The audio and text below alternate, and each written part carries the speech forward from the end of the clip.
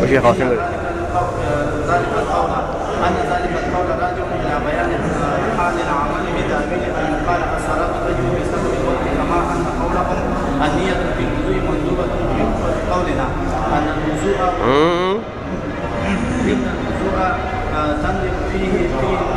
تندب فيه النية ثم أنه ينبغي أن يكون موضوع الفرائض قسمة الطريقة بين المستحقين كما أشار إليه من عرفه بأنه علم فيه عن كيفية الطريقة بين الفريضة لا الطريقة مستحقيها على ما قيل وبالجملة تعميم موضوع الفقه مما لم يقل به أحد. اچھا، اب یہ وہ دوسری صورت بتاتے ہیں. دوسری صورت یہ ہے کہ کہتے ہیں تعلق سے مراد تعلق خاص ہوا کرتا. تو تعلق خاص کے پھر یہ دو معنی کرتے ہیں. ایک ہے تعلق الاسناد بالطرفین، جیسے نسبت کا تعلق ہوتا ہے موضوع محمول سے، ایسا تعلق ہو. یہ جو منہا ما یتعلق میں جو تعلق کا لفظ ہے، اس سے مراد تعلق الاسناد بالطرفین.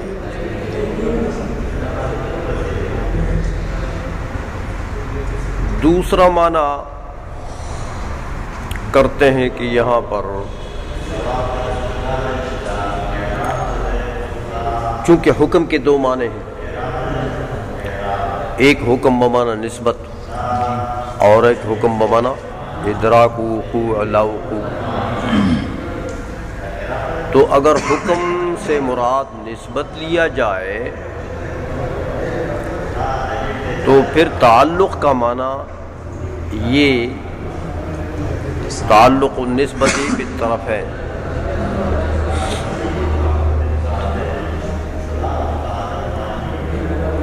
اور اگر حکم سے مراد ادراک وقوع لا وقوع لیا جائے تو پھر تعلق بمعنی تعلق التصدیق بالقضیہ. تعلق کا معنی پھر کیا ہوگا؟ کہتے ہیں یہ تعلق کے دو معنی خاص ہیں. سمجھ میں آ گئی ہے؟ تو دیکھو، اگر تعلق کا پہلا معنی لیا جائے حکم کا معنی نسبت، اور تعلق بمعنی تعلق النسبت بالقضیہ، تو پھر یہ شرح قائد نصفی دیکھیں، پھر معنی ہوگا منہا. اس منہا سے مراد کیا چیز ہو گئی ہے؟ نسبتیں. وہ نسبتیں یتعلق بکیفیت العمل. تو اب نسبتیں جب مراد لیتے ہیں اور تعلق سے مراد تعلق نسبت بالطرفین، تو اس کے بعد اس کے لیے طرفین چاہیے نا. نسبت تو حکم ہو گیا، اب اس حکم کے لیے کیا چاہیے؟ طرفین. تو وہ طرفین یہاں پر ہیں، ایک کیفیت ہے اور ایک عمل ہے.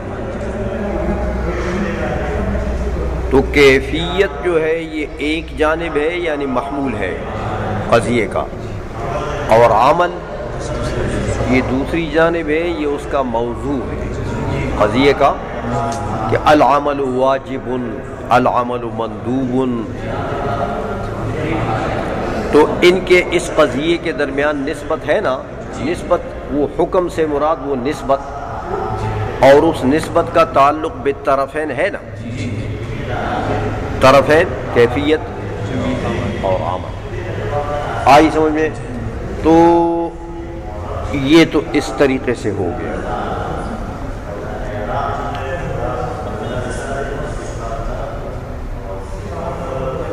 سمجھ میں آ گئی بات؟ اور اگر حکم سے مراد دوسرا معنی لیا جائے، ادراک وقوع نسبت لا وقوعها، تو پھر ادراک کا تعلق منہا ما یتعلق بکیفیت العمل، پھر اس کا مطلب یہ ہے کہ وہ جو وقوع وقوع ہے اس وقوع وقوع کے ادراک کا نام حکم ہے، ادراک کا نام، تو اس ادراک کا تعلق بکیفیت العمل کیسے بنے گا؟ منہا ما یتعلق بکیفیت العمل، منہا سے تو مراد وہ ادراکات ہوئے، تو ان کا تعلق چاہیے کیفیت العمل سے، تو ادراکات کا تعلق بکیفیت العمل کیسے ہوگا کہ عمل کے لیے جو کیفیات ثابت ہیں، عمل کے لیے ثابت ہیں وہ کیا بنیں گے؟ قضایا۔ عمل کے لیے آپ جو کیفیت بھی ثابت کرتے ہیں، واجب، مندوب، مباح، تو یہ کیفیات آپ ثابت کریں گے عمل کے لیے، تو جب اس کیفیت کو آپ نے عمل کے لیے ثابت کر دیا تو اس کا ادراک النسبت، ادراک وقوع لا وقوع، یہ جو بیچ میں نسبت ہو گئی ہے نا، آپ نے جو کیفیت ثابت کر دی عمل کے لیے، العمل واجب، تو اس میں نسبت واقع ہو گئی ہے نا، نسبت ایجابی ہے نا، تو اس نسبت ایجابی کا ادراک کیا ہے؟ حکم۔ سمجھ میں آ گئی ہے؟ تو مطلب یہ ہے کہ الکیفیات المثبتۃ للعمل، وہ جو کیفیات عمل کے لیے ثابت ہیں وہ قضایا ہے نا، تو ان میں نسبت ہے نا، وقوع لا وقوع، تو اس وقوع لا وقوع کا ادراک، سمجھ میں آ گئی ہے؟ تو مطلب یہ ہوا کہ ادراکات وقوع لا وقوع کا بھی تعلق ہے بکیفیت العمل، سمجھ میں آئیے؟ اور وہ اس طریقے سے کہ جو کیفیات آپ عمل کے لیے ثابت کرتے ہیں وہاں وقوع لا وقوع تو ہوگا، تو اسی وقوع لا وقوع کے ادراک کا نام کیا ہے؟ تصدیق، یعنی حکم۔ اور اس ادراک کا تعلق اس کیفیت العمل سے ہے کہ نہیں ہے؟ کیونکہ یہی کیفیت العمل ثابت ہے، یہ محمول ہے اس قضیے میں جس سے اس کا تعلق ہے۔ آئی سمجھ میں؟ تو اگر نسبت مراد ہے احکام سے تو بھی منہا ما یتعلق بکیفیت العمل سے تعلق ٹھیک ہے، تعلق خاص مراد لیا جا سکتا ہے، اور وہ تعلق النسبت بالطرفین، یہ دونوں اس کے طرفین بن گئے۔ اور اگر حکم سے مراد ادراک ہے، ادراکی وقوع لا وقوع، تو پھر بھی منہا ما یتعلق بکیفیت العمل، کہ جو کیفیات مثبتہ ہیں ان کا ادراک ہے نا، تو وہی کیفیات مثبتہ کا ادراک جو ہے وہی کیا چیز ہے؟ حکم ہے، اور ان کا تعلق بھی ہے کیفیات مثبتہ کے ساتھ۔ بات سمجھ میں آ گئی ہے؟ یہ تو حکم سے دونوں معنی خاص جو ہیں وہ اگر مراد ہو تو بکیفیت العمل کے ساتھ ان کا تعلق ہو سکتا ہے، اور وہ بتا دیا آپ کو کہ یہ تعلق ہے۔ آئی سمجھ میں؟ اچھا، لیکن دوسری شق میں کہ منہا ما یتعلق بالاعتقاد، ہاں بعض احکام پھر ایسے ہیں جو یتعلق بالاعتقاد، یتعلق، یہاں پھر یہ تعلق کے یہ جو دو خاص معنی ہیں، نسبت اگر احکام سے لیں گے تو بعض نسبتیں ایسی ہیں، نسبت و امر الی آخر ایجاباً و سلباً، بعض نسبتیں ایسی ہیں کہ ان کا تعلق ہے کس سے؟ اعتقاد سے۔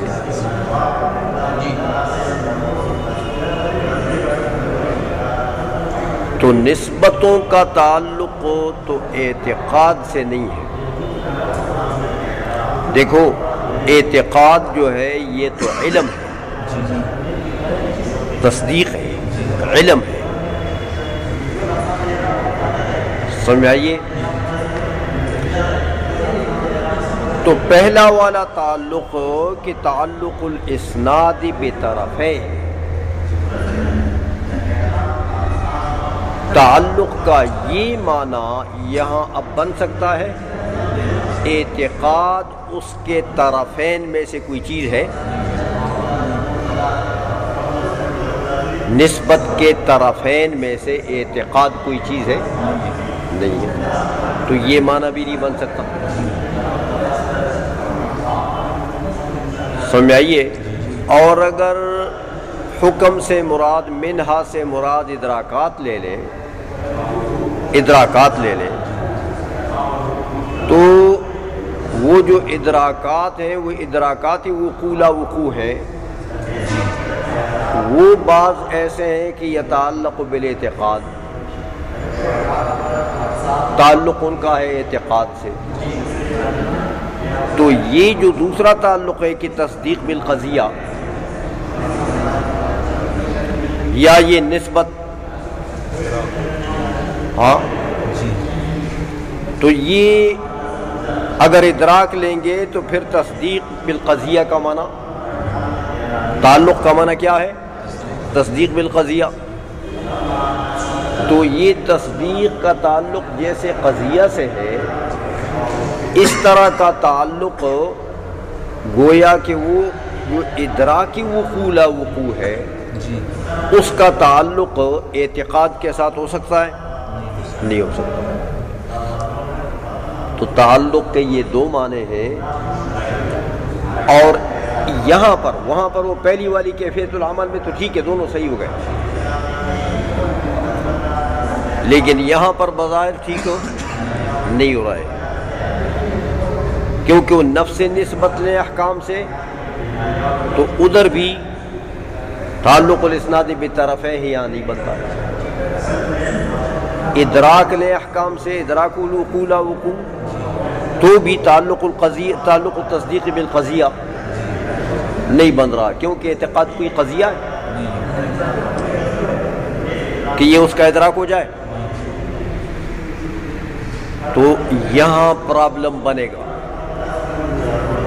اگر اسناد تعلق سے مراد تعلق خاص ہو تو پہلے والے میں تو کوئی بات نہیں ہے، پہلے تو دونوں ٹھیک ہے، لیکن یہاں دوسری جگہ پرابلم بنے گا، کیونکہ یہ دو معنی جو تعلق کے تم نے تعلق خاص کے کیے ہیں ان دونوں میں سے کوئی بھی صحیح نہیں ہے، سمجھ میں آ گئی ہے؟ اس لیے فرماتے ہیں کہ بھئی یہاں ذکر ہے اعتقاد کا، اور یہ مصدر ہے، یہ مبنی للمفعول ہے، مبنی ہاں تو پھر اعتقاد سے مراد کیا چیز ہو گئی ہے؟ معتقد۔ معتقد کیا چیز ہوتی ہے؟ قضیہ، قضیہ۔ اب جب آپ نے معتقد لے لیا تو اب آؤ دونوں تعلق ٹھیک ہو جائیں گے۔ دیکھو احکام سے مراد کیا ہے؟ نسبتیں، تو نسبت کا تعلق جس طرح طرفین سے ہوتا ہے، نسبت کا تعلق جس طرح پہلا معنی تعلق الاسناد بطرفین، تو یہاں بھی ایسا ہی ہے، کیونکہ یہی احکام یعنی یہی نسب، ان نسبتوں کا تعلق معتقدات کے ساتھ، تو ایسا ہے معتقدات کے ساتھ، جیسے تعلق نسبت بالطرفین، کیونکہ یہ نسبت ہے نا، تو نسبت کدھر ہوتی ہے؟ قضیے میں، تو یہ معتقدات قضیہ ہے نا، سمجھ میں آ گئی ہے؟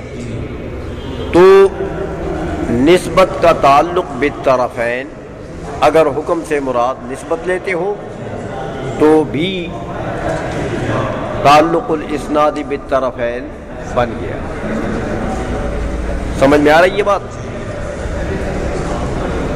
اور اگر حکم سے مراد ادراک لیتے ہو تو بھی تعلق بن گیا، تعلق القضیہ، تعلق التصدیق بالقضیہ، کیونکہ یہ جو ادراک الوقوع لا وقوع ہے یہ کیا ہے؟ تصدیق. تو معتقد کیا ہے؟ قضیہ. سمجھ میں آئیے؟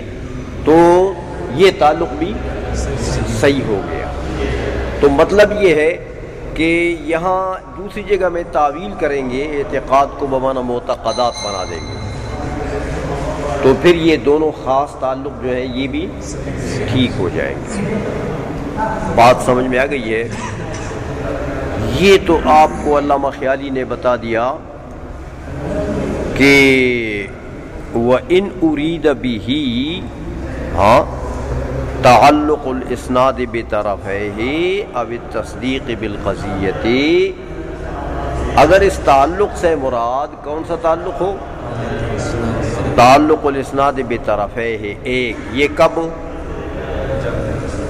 جب حکم سے مراد نسب ہو.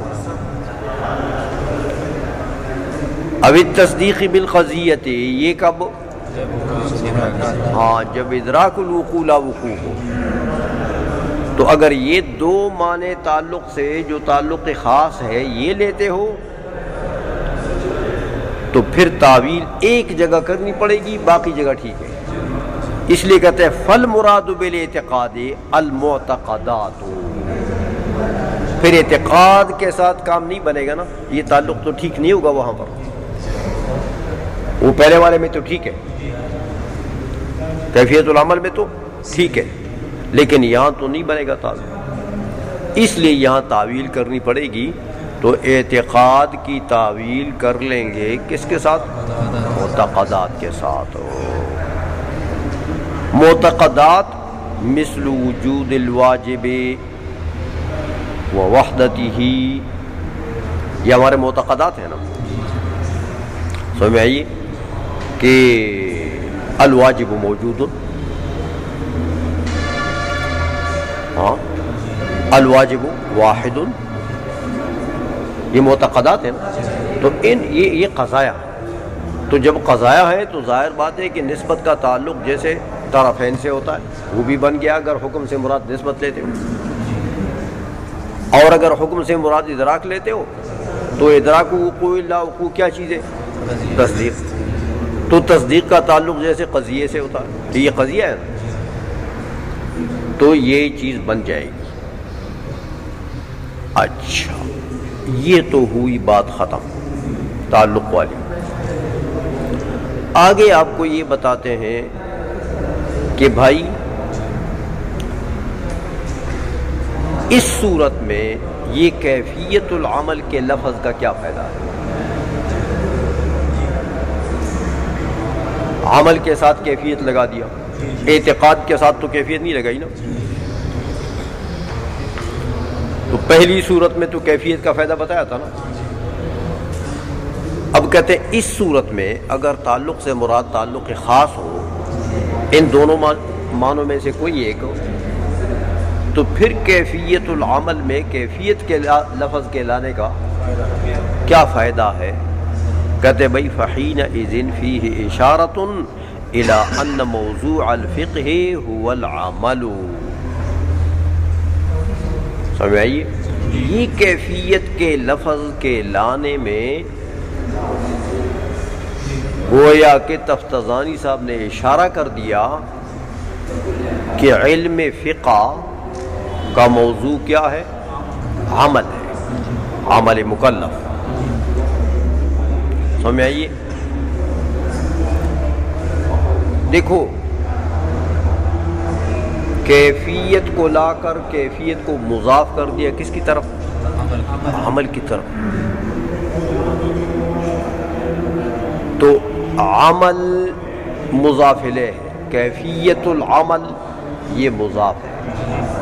اور ان علماء بلغاء کا قانون یہ ہے کہ یہ کبھی کبھی محمول کو جب ایسا کرتے ہیں نا کہ مضمونی جملہ جب نکالتے ہیں، کیا کرتے ہیں؟ مضمونی جملہ جب نکالتے ہیں تو پھر محمول کو موضوع کی طرف مضاف کرتے ہیں. جیسے اب کہتے ہیں کہ زید القائم، تو اب اس کا مضمون کیا ہوگا؟ قیام زید. سمجھ آئیے؟ تو دیکھو یہ قائمون جو ہے یہ زید کے عوارض میں سے ہے نا، زید کے حالات میں سے. تو وہ جو حال ہوتا ہے، عارض ہوتا ہے، وہی محمول ہوتا ہے. ذات تو موضوع ہوتا ہے. تو جو عارض ہے، جو حال ہے، وہی محمول ہوتا ہے. تو جب یہاں کیفیت کو عمل کی طرف مضاف کر دیا تو اس کا معنی صاف ظاہر ہو گیا کہ کیفیت کیا ہے؟ محمول قضیے میں، اور عمل کیا ہے؟ موضوع. تو قضیہ تو یوں بنے گا کہ العمل واجب یا العمل مندوب وغیرہ وغیرہ. تو یہ مندوب اور واجب کیا ہے؟ یہ احوال ہیں عمل کے، عوارض ذاتیہ ہیں. کس کے؟ عمل کے. تو کیفیت کا لفظ لا کر بتا دیا کہ عمل کے عوارض ذاتیہ میں سے بحث ہوگی. کہاں؟ فقہ میں. تو جس چیز کے عوارض ذاتیہ سے بحث ہو وہی چیز موضوع فن ہوتا ہے. تو اس سے اشارہ کر دیا، کیفیت کے لفظ کو لا کر اشارہ کر دیا کہ فقہ کا موضوع کیا چیز ہے؟ عمل ہے. بس اس لیے یہاں پر یہ کیفیت کا لفظ بڑھا دیا اور اعتقاد کے ساتھ نہیں بڑھا. آئی سمجھ میں؟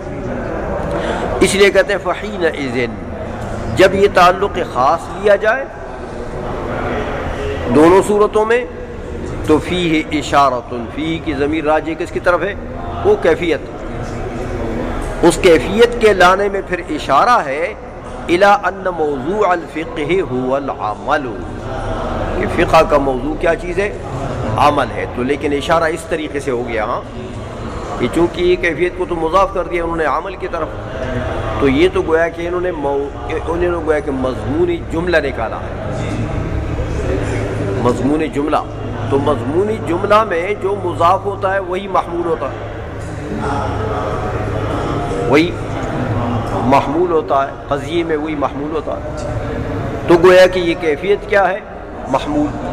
تو قضیہ کیسے بنے گا؟ العمل واجب یا العمل مندوب وغیرہ وغیرہ. تو جب عمل کے لیے آپ ان چیزوں کا اس بات کر رہے ہیں تو پتہ لگ رہا ہے یہ چیزیں کیا ہیں؟ عمل کے عوارض ذاتیہ. عمل کے ہاں، تو جب عمل کے عوارض ذاتیہ سے بات ہو رہی ہے فقہ میں تو پتہ لگا کہ عمل کیا بنا؟ موضوع بنا فقہ کے لیے. سمجھ میں آ گئی ہے؟ اچھا، یہ تو انہوں نے بتا دیا. لیکن اب کہتے ہیں وہ ما یتوہم، ایک دو اعتراض ہوتے ہیں اس پر کہ بھئی تم کہتے ہو تفتزانی صاحب نے اشارہ کر دیا کہ فقہ کا موضوع عمل ہے، حالانکہ دو قسم کے مسائل فقہ میں ایسے ہیں جن سے پتہ لگتا ہے کہ فقہ کا موضوع صرف عمل نہیں ہے. سمجھ آئیے؟ لیکن ایک بات اس سوال سے پہلے ایک بات سمجھیں، وہ یہ کہ یہ قانون ہے کہ فن کے مسائل کے جو موضوعات ہوتے ہیں، جس فن کے بھی مسائل ہیں، تو ہر فن کے مسائل کے موضوعات وہ کیا ہوں گے؟ وہ موضوع مسئلہ یا عین موضوع فن ہوگا۔ جو فن کا موضوع ہے وہ مسئلہ کا موضوع اس کا عین ہوگا۔ بعض تو اس کے عوارض ذاتیہ سے ہوگی، محمولات تو پھر عوارض ذاتیہ ہوں گے، لیکن مسئلہ کا موضوع کیا ہوگا؟ فن کے موضوع کا عین، یا فن کے موضوع کا نوع، یا فن کے موضوع کا عرض ذاتی، یا فن کے موضوع کے عرض ذاتی کا نوع۔ یہ چار قسمیں ہیں۔ جس فن کا بھی جو مسئلہ ہوگا اس مسئلے کا موضوع یا عین موضوع فن ہوگا، یا موضوع فن کا نوع ہوگا، یا موضوع فن کا عرض ذاتی ہوگا، یا عرض ذاتی کا نوع ہوگا۔ ان چاروں میں سے مسئلے کا موضوع بار نہیں ہوگا، تو پھر موضوع سے پتہ لگے گا کہ بھئی یہ کس فن کا مسئلہ ہے۔ وہ مسئلہ خود بتائے گا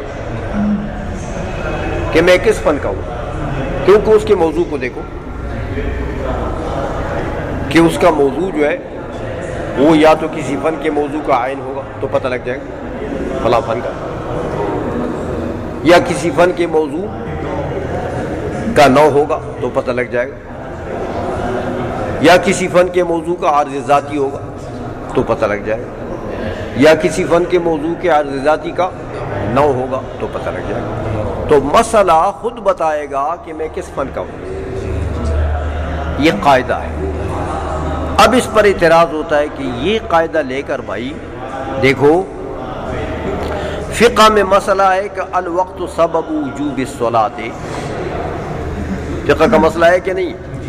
الوقت، اب اس مسئلے کے موضوع کو دیکھو، وقت کیا ہے؟ یہ موضوع ہے، یہ عمل ہے، یہ تو ذات ہے، یہ تو زمانے کا جز ہے، یعنی کم ہے، کم، یہ تو عمل مکلف ہے، یہ نہیں، عمل مکلف کا عین بھی نہیں ہے، عمل مکلف کا نوع ہے، عمل مکلف کا عرض ذاتی ہے، عمل مکلف کے عرض ذاتی کا نوع ہے، حالانکہ یہ فقہ کا مسئلہ تو ہے، فقہ کا مسئلہ تو ہے یہ۔ تو اگر فقہ کا موضوع عمل ہوتا تو یہ مسئلہ پھر فقہ کا مسئلہ نہ ہوتا۔ سمجھ آ رہی ہے؟ کیونکہ اس کا تو فقہ سے کوئی تعلق ہی نہیں بن رہا، ان چار چیزوں میں سے تو یہ کسی میں بھی داخل نہیں ہے۔ تو اگر فقہ کا موضوع تم کہتے ہو عمل ہے تو اس کے معنی یہ کہ پھر یہ مسئلہ فقہ کا نہیں ہوگا، حالانکہ اس پر تو اجماع ہے کہ یہ فقہی مسئلہ ہے۔ تو جب یہ فقہی مسئلہ ہے تو پتہ لگا کہ فقہ کا موضوع صرف عمل نہیں ہے۔ اگر عمل ہوتا تو پھر یہ مسئلہ ہی نہ ہوتا فقہ کا، حالانکہ یہ تو اجماعی بات ہے۔ یہ ایک اعتراض۔ دوسرا اعتراض کرتے ہیں کہ دیکھو، علم فرائض جو ہے یہ فقہ کا ایک باب ہے، آخر میں فقہا آخر میں بالکل فتاووں کے آخر میں فرائض کی بات کرتے ہیں، میراث کی بات کرتے ہیں، تو اس پر بھی اجماع ہے کہ یہ فقہ میں داخل ہے۔ میراث کی جو بات ہے یہ فقہ میں یعنی یہ فقہ ہے. حالانکہ میراث میں بات ہوتی ہے کس سے؟ ہاں ترکہ اور اس کے مستحقین سے. ترکہ اور اس کے مستحقین کے عوارض ذاتیہ بیان ہوتے ہیں. تو یہ بتاؤ کہ ترکہ یا مستحقین ترکہ یہ عمل ہے؟ مکلف کا عمل ہے یہ عمل کا نوع ہے؟ عرض ذاتی ہے؟ عرض ذاتی کا نوع ہے؟ تو پھر یہ کیسے فقہ کا باب ہو گیا؟ پتہ لگا اس پر تو اجماع ہے کہ یہ فقہ کا باب تو ہے، یہ فقہ میں داخل ہے. تو جب یہ فقہ میں داخل ہے بات اجماعی ہے اور ادھر تم کہتے ہو کہ عمل موضوع ہے، تو عمل کا تو یہ اس عمل سے تو اس کا تعلق ہی نہیں ہے. تو پتہ لگا کہ فقہ کا موضوع صرف عمل نہیں ہے. یہ دو اعتراض ان دو مادوں کو لے کر معترض نے اعتراض کر دیا کہ بھئی یہ دو مادہ نقض ہمارے پاس موجود ہے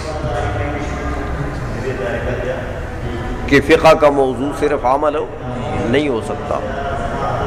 یہ سوال ہوئے.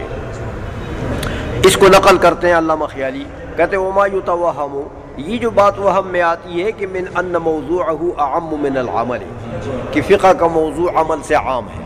کیوں عام ہے؟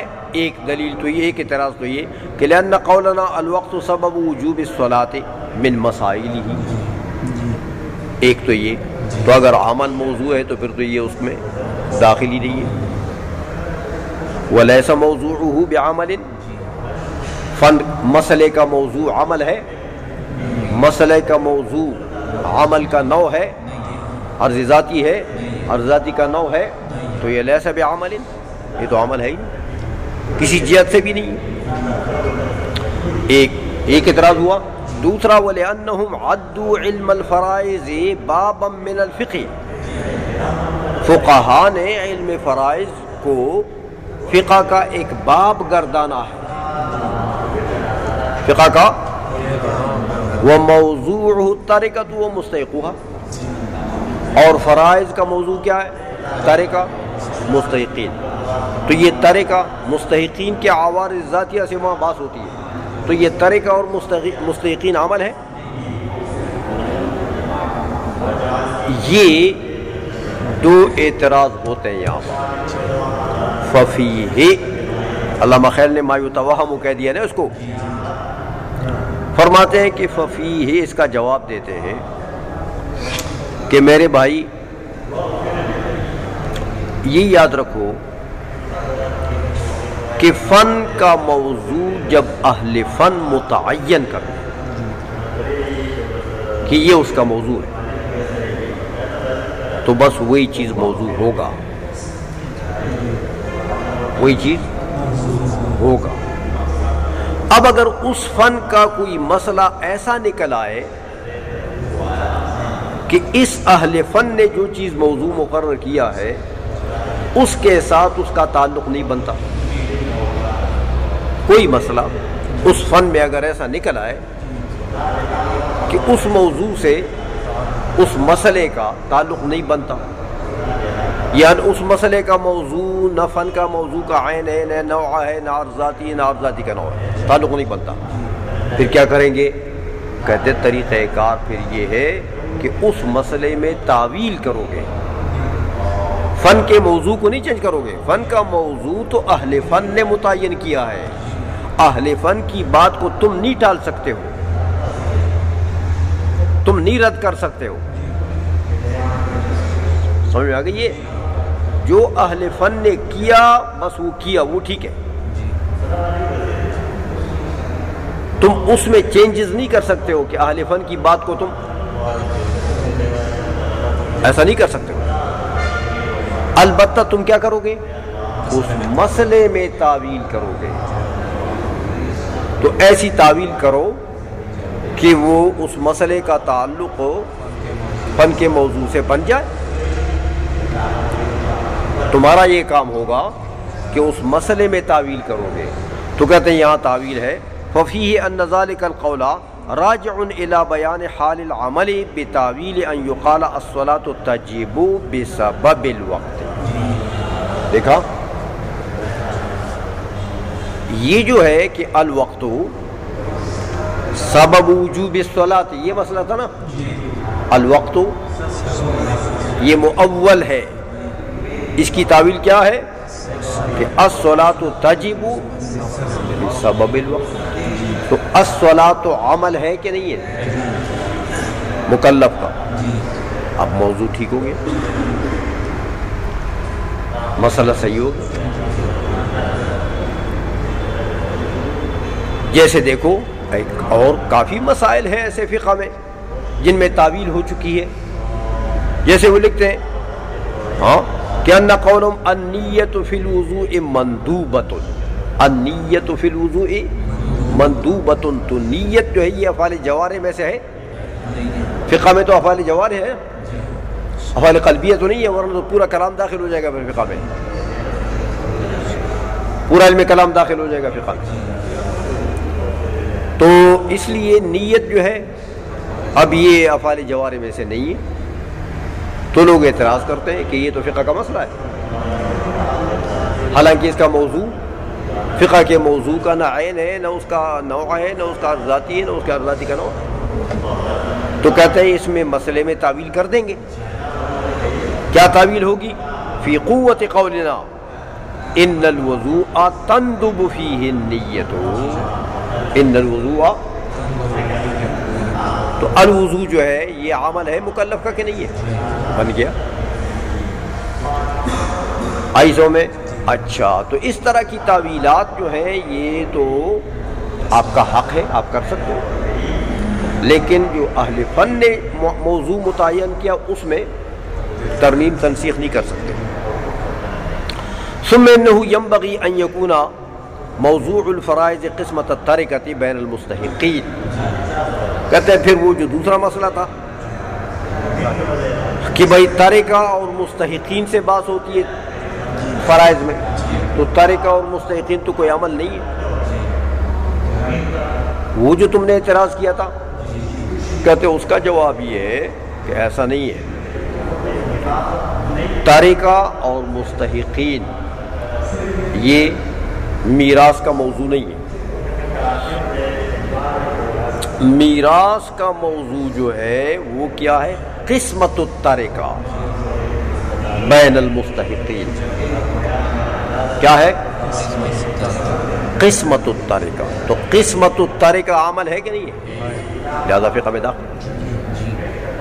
سمجھئے، اس لیے کہتے ہیں کہ پھر ثم ينبغي ان يكون موضوع الفرائض قسمت الترکۃ بین المستحقین کما اشار الیہ من عرفہ.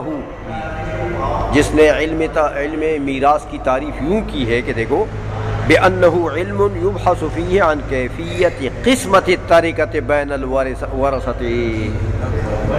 تو یہ قسمت الترکہ تعریف میں لائی دی اور کیفیت کو اس کی طرف مضاف کر دی. تو کیفیت قسمت ترکہ سے بات ہوتی ہے. تو کیفیت کیا ہے؟ عوارض ذاتیہ. کس کے؟ قسمت ترکہ کے. تو قسمت ترکہ موضوع ہو گیا نا. آئیسوں میں موضوع کے عوارض ذاتیہ سے بات ہوتی ہے. ہاں لت ترکۃ و مستحقیہا علی ما قیل. سمجھ آئیے، اس کا موضوع ترکہ یا مستحقین نہیں ہے. وہ بالجملہ کہتے ہیں کلام کو لپیٹتا ہوں، خلاصہ یہ ہے کہ فقہ کے موضوع کو عام نہیں کر سکتے. عمل سے اس کو عام نہیں کر سکتے ہو کہ تم کہو کہ بھائی الوقت بھی اس میں داخل ہو جائے. الوقت سبب وجوب الصلاۃ، النیت بھی داخل ہو جائے، اور جناب وہ مستحقین اور وہ بھی داخل ہو جائے، ترکہ بھی داخل ہو جائے تاکہ عام ہو جائے. کہتے ہیں یہ اہل فن کی بات کو رد کرنا ہے، یہ تمہارے اختیار نہیں. وہ اہل فن نے مقرر کیا ہے کہ اس کا موضوع عمل ہے، بس وہ رہے گا. مسائل میں البتہ تم تعویلات کر سکتے ہیں. کیسے وہ بالجملہ تعمیم موضوع الفقہ مما لم یقل به احد، فقہ کے موضوع کو عام کرنا اس کا قول کسی نے بھی نہیں کیا. سمجھ آئیے؟ اس لیے کہ یہ اہل فن نے کہہ دیا کہ بھئی یہ موضوع ہے، بس اہل فن کی بات معتبر. البتہ مسائل میں کرتے رہو تعویل. ہو گیا؟